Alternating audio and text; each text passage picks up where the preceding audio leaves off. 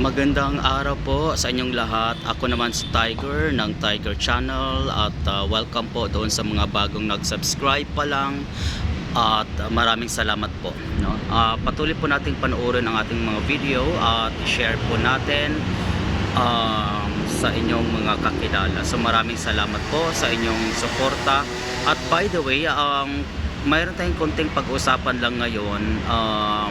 Itong nangyayari sa ating bayan, no?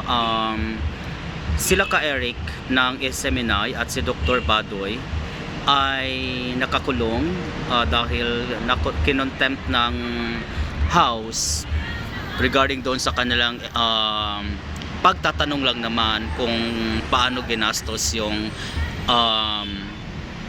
traveling, yung budget na para sa traveling allowance. Okay, sila yung matapang na nagpahayag nitong mga gastusin na to, and then in the end, no, sila ay nakakulong. Ang akin lang kasi dito ay lalo na itong ating mga vloggers na patuloy na nag-expose ng mga katiwalian sa ating gobyerno, mga kabalastugan, at lalo na yung mga sumusuporta sa kanila.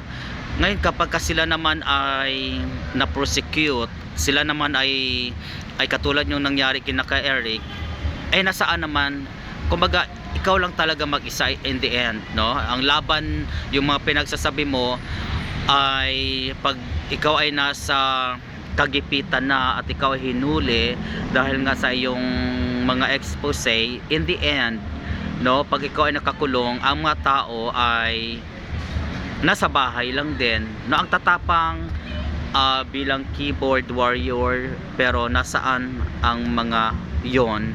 Hindi man lumabas ng bahay para pumunta kung saan nakadetine ang dalawang mga media personality na ito na nag-expose nga sa katiwalian ng ating gobyerno, no? Nakakalungkot dahil ilan pa sa kanila ang posibleng mapatawag na kongreso at posibleng sasapitin din nila yon.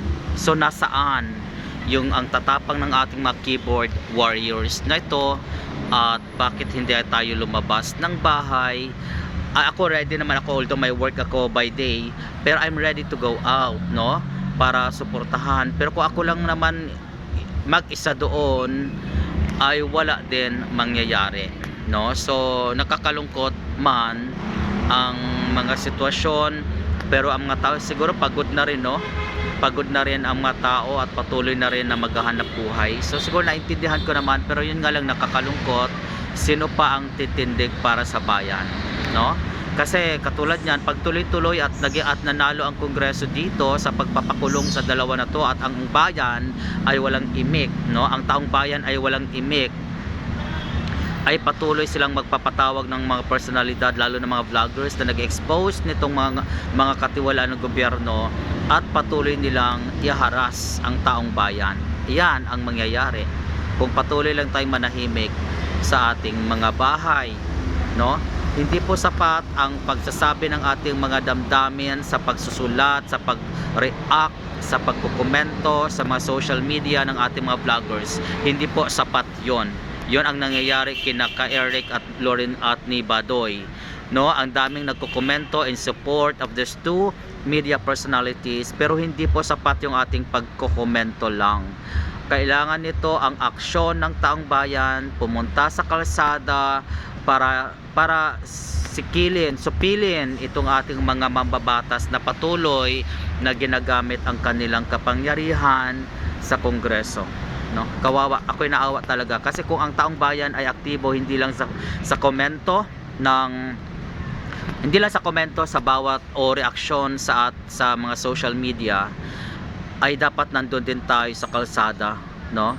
In the end, sila lang talaga mag-isa nasa kwarto ng kongreso, no? Nakakatakot, nakakalungkot ang ganitong mga pangyayari, na sana ay ipakita din natin na aware, conscious ang mga tao, gising ang taong bayan sa mga ginagawa ng kongreso.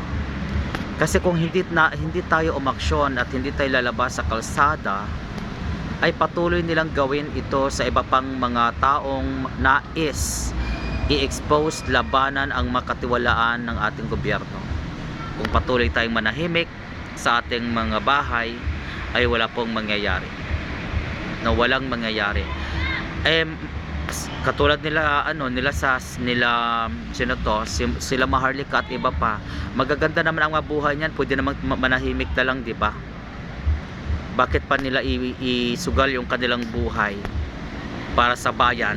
Kung kayo naman dyan ay nasa bahay nyo lang, at in the end sila lang din naman pala ang makukulong, sila lang din naman pala ang lalaban mag-isa, at kayo ay ang gagaling lang ninyo sa social media comments, pero pagdating na sa totoong laban ay nandyan pa rin kayo, ay support nyo kay Eric, magkuano-ano, walang silbi po ang mga yon, kung nasa bahay lang din tayo. Yun lang naman, maraming salamat, bye bye.